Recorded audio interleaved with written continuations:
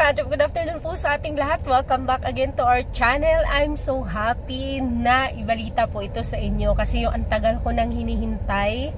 Ayan, finally nandito na po talaga at totoo na po talaga ito. So kalalabas lang po namin ng bank at ayan, hindi na ako makapaghintay pa na makauwi sa bahay para i-share sa inyo itong kaligayahan kong nadadama. So way back po, kwento natin backstory sa mga hindi nakakaalam. Ayan, nag-apply po ako ng loan sa BDO na may installment card po nakasama, nakabundle po yan sa credit card at ito nga po yun. So, tapos last month, ang daming pinagdaanan kasi nito kasi nagkamali-mali sa address, tapos in-update 2 beses, na-deny ng 3 beses hanggang sa tumawag ulit ang May na approve daw. So, ayun, okay na. At finally, nung na-approve na nga siya, at ayun, nung na-activate na yung yung i-activate na yung card, nagkaroon ng problema. Tumagal siya ng almost 2 weeks bago siya na-activate. At after ma-activate, ayun na nga, saka naman siya ngayong araw siya i-swipe. Ngayong araw lalabas ang amount. So ito yung credit card na nakabundle po doon. So ang akin pong niloan ay 700,000.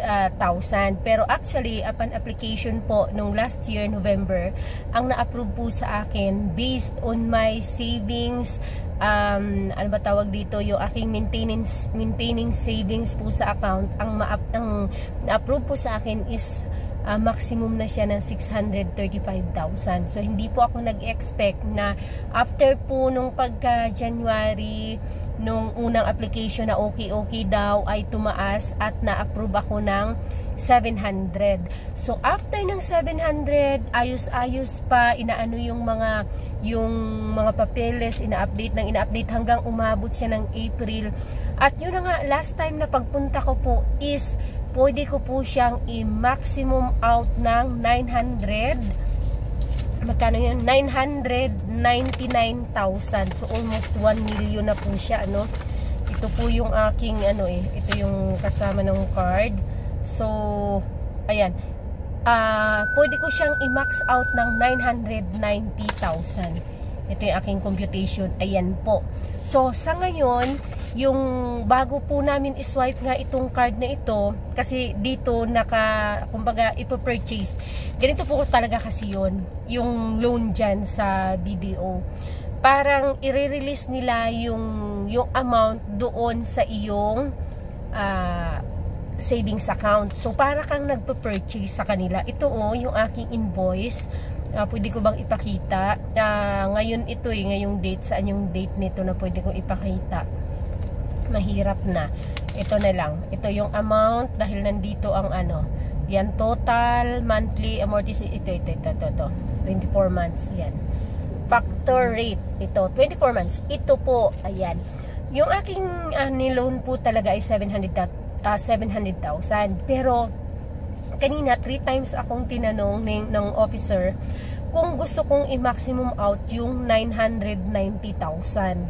So, kasi kung i-maximum out ko yun, pwede ma-avail ko siya. Kumbaga, approve ako sa ganong amount. Pero sabi ko, parang masyado nang malaki kasi in 2 years, ang magiging monthly ko ay nasa 86,000. 86,000 ang monthly ko kung i-avail ko yung 990,000. So masyado siyang malaki.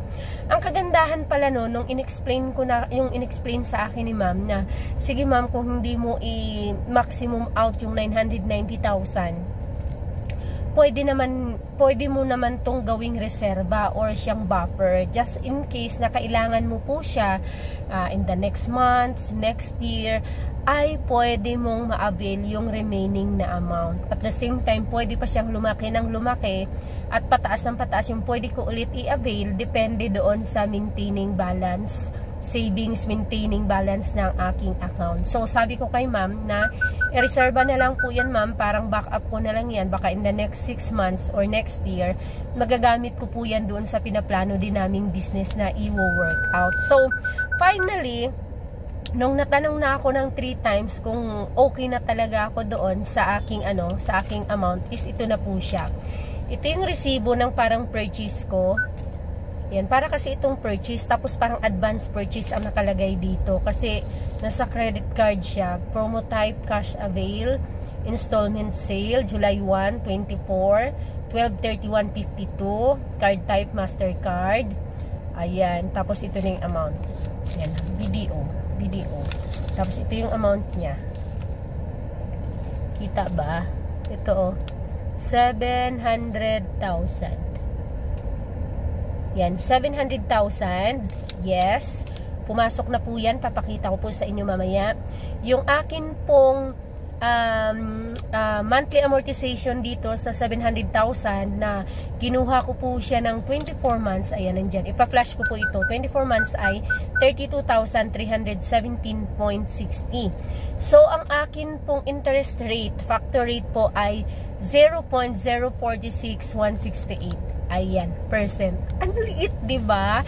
So, finally, sinwipe na nga ito. So, ginawaan na ako ni ma'am ng deposit slip na parang nag-purchase nga ako, dineposit ng nila yung 700,000 dito sa aking account. So, ito yung luma, kakaubos lang, kaya may butas na yun siya. So, ito yung updated, yung kare-release lang kanina, at nandito na nga si 700,000.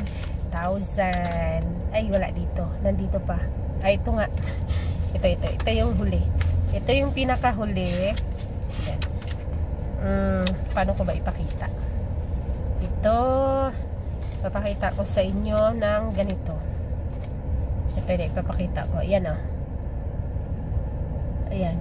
700,000 pumasok. Ang 700,000 at date po yan ngayon.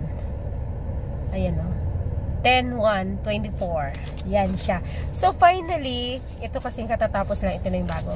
So, finally, ayun na nga po. So, nandito na si 700,000. Nandito na siya.